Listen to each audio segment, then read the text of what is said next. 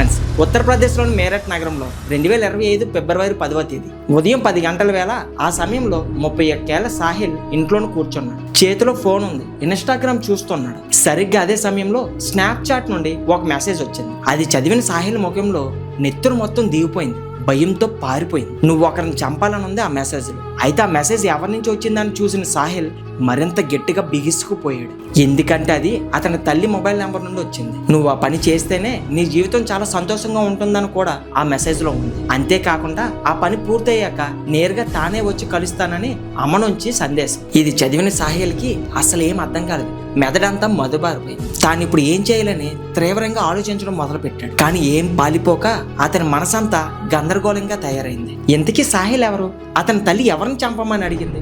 ఇంతకీ వాళ్ళ తల్లి ఎందుకు చంపమని చెప్పింది? ఈ ప్రశ్నలతో మొత్తం భారతదేశం అంతటా సంచలనంగా మారిన ఈ కేసు గురించి ఈ రోజు మన వీడియోలో డీకోడ్ చేయబోతున్నాం. కనుక ఈ రోజు వీడియో చాలా ఇంట్రెస్టింగ్ ఉండబోతుంది. కాబట్టి వీడియోని ఎక్కడా స్కిప్ చేయకుండా పూర్తిగా చూడండి. మరి ఇంకెందుకు ఆలస్యం, let's start your today's episode. ప్రతి కథకు ఒక నేపథ్యం ఉంటుంది. అలానే ఈ కథ కూడా ఉంది. అది తెలుసుకోవడం కోసం మనం ఒకసారి 2016 ఆగస్టు 2వ తేదీకి వెళ్దాం. వ్యాపార నౌకలో నావికాదళ అధికారిగా ఉన్న 26 ఏళ్ల సౌరభ్ ఏడాదిలో 30 కాలం పాటు సముద్రం మీదే ఉంటాడు. సెలవు మీద ఇంటికి రావడం చాలా తక్కువ. అలా ఒకరోజు ఇంటికి వచ్చిన సౌరభ్తో తన తల్లిదండ్రులు, చుట్టాలు సంతోషంగా గడిపారు. విందు వినోదాలు ముగించేసరికి సాయంత్రం అయింది.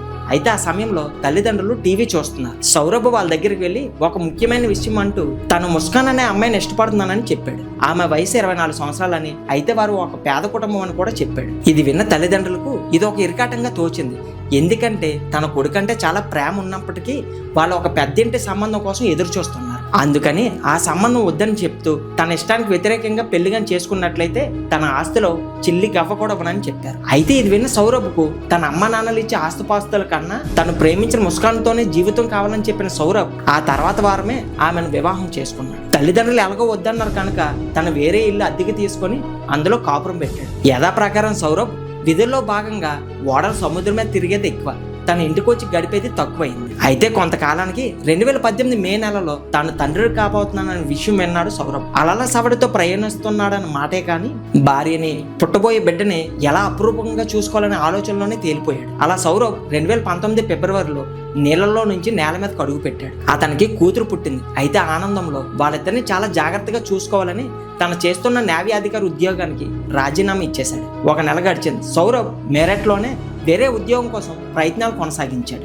ఆ ప్రయత్నాల్లో లండన్లో ఒక ఉద్యోగం అవకాశం వచ్చింది. జీతం కూడా నేవీ అధికారి కంటే 3 అంతలు ఎక్కువ. కానీ భార్యని, కూతుర్ని విడిచి అంత దూరం వెళ్లాలనే ఆలోచనతో సతమతం అవుతున్న సమయంలో ముస్కాన్ తల్లిదండ్రులు తమ కూతురు, తమ మనవరాల బాధ్యత మేము చూసుకుంటాం, నువ్వు నిర్భయంగా వెళ్ళిరా అనేసి చెప్పారు. వాళ్ళ చెప్పిన 4 రోజుల తర్వాత లండన్ కు ప్రయాణమై వెళ్ళాడు. సౌరభ్ తరచూ తన భార్య పిల్లలతో ఫోన్లో మాట్లాడుతూ తమ మధ్య ఉన్న దూరాన్ని మర్చిపోవడానికి ప్రయత్నిస్తూ ఉండేవాడు.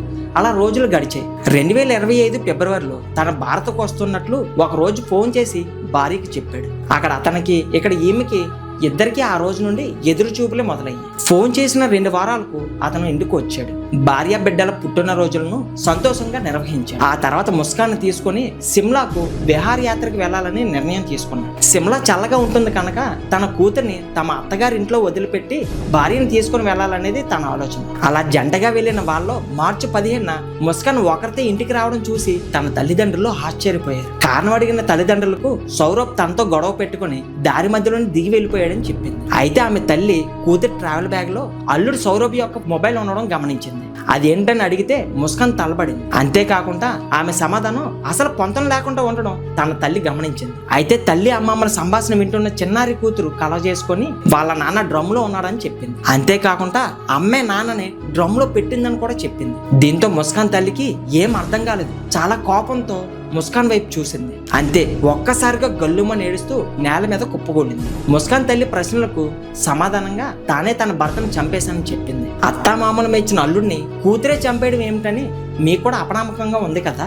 అందుకు ముస్కాన్ చెప్పిన కారణం విన్న తన తల్లి కూతురి చంప పళ్ళుమని పగలగొట్టింది. చంప చెల్లుమన్న మంట తగ్గక ముందే ఆమెను వీధుల్లోకి లాక్కొచ్చింది. ఆ తల్లి ఆమెను అలాగే తీసుకెళ్లి పోలీసులకు అప్పగించింది. అయితే ఇప్పుడు పోలీసుల విచారణలో ముస్కాన్ ఏం చెప్పింది అనేది ఇప్పుడు తెలుసుకుందాం. మేరట్లో ముస్కాన్ ఒంటరిగా ఉన్నప్పుడు ఫోన్ వ్యామోహంలో బాగా కూరుకుపోయింది. సౌరభ్ ఏమో ఎప్పుడు సముద్రం మీదే ఉండేవాడు. ఒంటరిగా ఉన్న ముస్కాన్కి వేరే వ్యాపకం అంటూ ఏమీ లేదు. అలా రోజులు గడుస్తూ ఒకనొక రోజు స్కూల్ గ్రూప్ లో ముస్కాన్ కూడా యాడ్ చేశారు. ఆమె స్నేహితుడు ఆ గ్రూప్ లో ఉన్న తనకన్నా 2 ఏళ్ల చిన్నవాడైన సాహిల్ తో మాట కలపడం మొదలుపెట్టింది. అలా వారిద్దరి మధ్య మాటలతో సాగిన పునపరిచయం తన ఇంటికి రావడం వరకు సాగింది. దీంతో పాటు తప్పొప్పులు చెప్పేందుకు ఇంట్లో పెద్దవాళ్ళు కూడా ఎవరూ లేరు.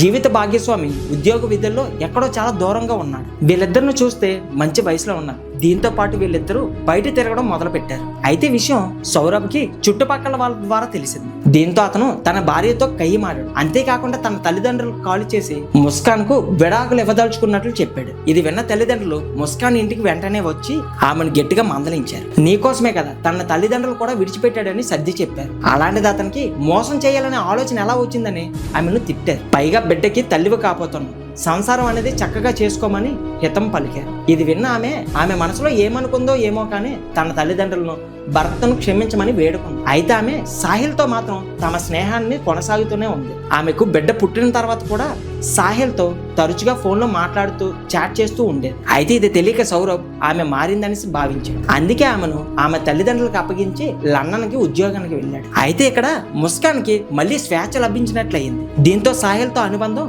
మరింత చిక్కబడింది.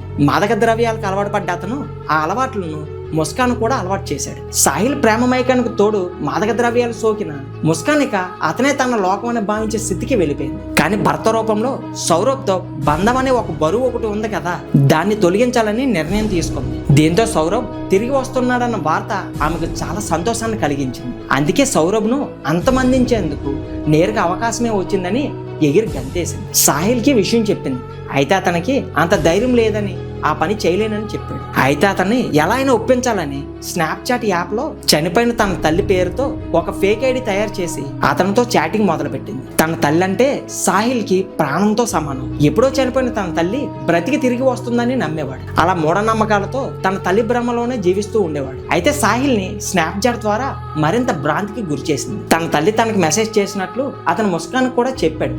అయితే ముస్కాన్ కూడా కావాల్సింది అదే కదా. తను కూడా మరిన్ని మాటలు చెప్పి తనని ఎగదోసి తనని లొంగ తీసుకుంది. అయితే ఇవి అన్ని విన్న సోహెల్ ఒక విధమైన మైకంలోకి వెళ్ళిపోయాడు. అలా సౌరభ్ని అంతం చేసేందుకు అంగీకరించగానే ముస్కాన్ ప్లాన్ చేయడం మొదలుపెట్టింది. అయితే ఆమెకు నిద్ర రావట్లేదని చెప్పి డాక్టర్ దగ్గరికి వెళ్ళి నిద్ర మాత్రలు రాయించుకొని ఆ మాత్రలు తెచ్చి పెట్టుకుంది. అలానే ఒక కత్తి కూడా కొని పెట్టుకుంది. ఆ రెండిటితో పాటు ఒక ప్లాస్టిక్ డబ్బా కూడా కొని తీసుకొచ్చి ఇంట్లో పెట్టింది. అలా ఇంట్లో చిన్న చితక పనులు చేయాలని చెప్పి సౌరభ్తోనే ఇసుక సిమెంట్ కూడా తెప్పించి ఇంట్లో పెట్టించింది. అయితే అనగా ఒకరోజు 2025 మార్చి 4వ తారీఖున సౌరభ్ ఆహారంలో నిద్ర మాత్రలు కలిపింది. అయితే ఆహారం తిన్న కాసేపటికే సౌరభ్ పూర్తి నిద్రలోకి వెళ్ళిపోయాడు. అయితే వెంటనే ముస్కాన్ సాహిల్కి ఫోన్ చేసి రమ్మని చెప్పింది. అయితే అది వినవచ్చిన సాహిల్ తన తల్లి ఆదేశాలు తలుచుకొని కసాయి కత్తి తీసుకొని తన తలను ఒక్కసారిగా నరికేశాడు. అంతేకాకుండా అదే కత్తి తీసుకుని గుండెల్లో గట్టిగా పొడిచాడు. దీంతో నిద్రలోనే సౌరభ్ ప్రాణాలు వదిలేశాడు. ఆ తర్వాత ఈ ఇద్దరు సోహెల్ శరీరాన్ని ఒక ప్లాస్టిక్ డ్రమ్ లో కుక్కారు. అయితే ఆ డ్రమ్ చిన్నది కావడంతో శరీరం సరిపోలేదు. అయినప్పటికీ వాళ్ళిద్దరూ తన గట్టిగా లోపలికి కుక్కారు. ఆ ఇద్దరు హడావిడికి సౌరభ్ ముస్కాన్ల కూతురికి మెలకు వచ్చి చూసింది. తన తండ్రి శరీరాన్ని వాళ్ళిద్దరు డ్రమ్లోకి దించడాన్ని చూసిన ఆమెను చూసి తన తల్లి ఒక్కసారిగా కంగారు పడింది. వెంటనే ఆమె కూతురు దగ్గరికి వెళ్ళి ఏవో కాకమ్మ కబుర్లు చెప్పి రూమ్లోకి తీసుకెళ్లి చేతిలో చాక్లెట్ పెట్టి నిద్రపుచ్చుతూ వాళ్ళిద్దరు ఆడుకుంటున్నామని ఏదో కబుర్లు చెప్తూ కవర్ చేసింది. అయితే ఇదంతా చూసిన తర్వాత ఇక్కడ ఆశ్చర్యపోయిన విషయం ఏమిటంటే తన కూతురు ఇదంతా చూసినందున తన కూతురిని చంపాలనే ఆలోచన రాకపోవడం పెద్ద గొప్ప విషయం. ఆ తర్వాత సాహిల్ ముస్కాన్లు ఇద్దరు సౌరభ్ శరీరాన్ని దాదాపు 15 ముక్కల కంటే ఎక్కువగానే నరికి ఆ డబ్బాలో వేసి కుక్కి ఇసుక సిమెంట్ వేసి నింపేశారు. తర్వాత మర్నాడు ముస్కాన్ తన కూతురిని తీసుకుని తన తల్లిదండ్రుల దగ్గరికి వెళ్ళింది. తాను సౌరభ్ సిమ్లాకు వెళ్తున్నామని అబద్ధం చెప్పి తన తల్లిదండ్రులకు కూతురుని అప్పచెప్పి సాహిల్తో సిమ్లాకు వెళ్ళింది. అయితే వారిద్దరూ యాత్రలో ఉండగానే హోలీ పండుగ వచ్చింది. వాళ్ళిద్దరూ కూడా అక్కడే ఉండి హోలీ పండుగ జరుపుకున్నారు. అయితే మొత్తం ఈ కథ అంతా ముస్కాన్ పోలీసులకు వివరించింది. అయితే ఇదంతా విని పోలీసులు సౌరభ్ ఇంటికి వెళ్ళి ఆ ప్లాస్టిక్ రొమ్మను తీసి నీట్గా పగలగొట్టారు. లోపల ఉన్న సిమెంట్ మిశ్రమాన్ని ఓ పక్కకు తొలగించి శరీర భాగాలను తీసి DNA టెస్ట్లకు పంపించారు. అయితే ఆ DNA రిపోర్ట్లో మొత్తం ఈ భాగాలన్నీ సౌరభ్ శరీర భాగాలని నిర్ధారణకు వచ్చాయి. అయితే వెంటనే ముస్కాన్ను అరెస్ట్ చేశారు. మిగిలిన సాహిల్ని అరెస్ట్ చేసి విచారించగా తన తల్లి తిరిగి వస్తానని చెప్పినందుకే తను సౌరభ్ని హత్య చేశానని చెప్పాడు. అయితే ఇక్కడ ముస్కాన్ తన తల్లిలాగా మాట్లాడిన విషయం సాహిల్కి తెలియదు. కూతురు చేసిన దుర్మార్గాన్ని దాచిపెట్టకుండా పోలీసులకు అప్పగించిన ముస్కాన్ తల్లిని స్థానికులు పోలీసులు అభినందించారు. జరిగింది విచారకరమే కానీ ఆ తల్లి చేసిన పని మాత్రం మెచ్చిదగిందనేసి చుట్టుపక్కల ఉన్న ప్రజలందరూ అంటున్నారు. So my dear HM investigators, మీరు ఏమనుకుంటున్నారు?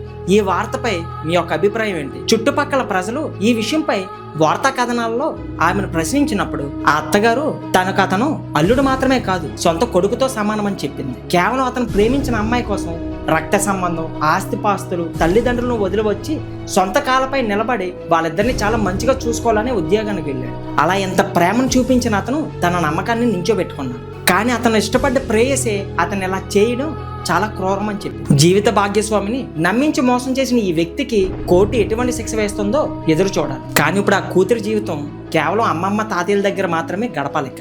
మనుషుల్లో ఇలాంటి నమ్మక ద్రోహాలు నాటికి పెరిగిపోతున్నాయి. ఇలాంటి మరిన్ని ఇంట్రెస్టింగ్ వీడియోస్ కోసం ఇప్పుడే మన ఛానల్ని సబ్స్క్రైబ్ చేసుకోండి. నెక్స్ట్ వీడియోలో మళ్ళీ కలుద్దాం. Thanks for watching.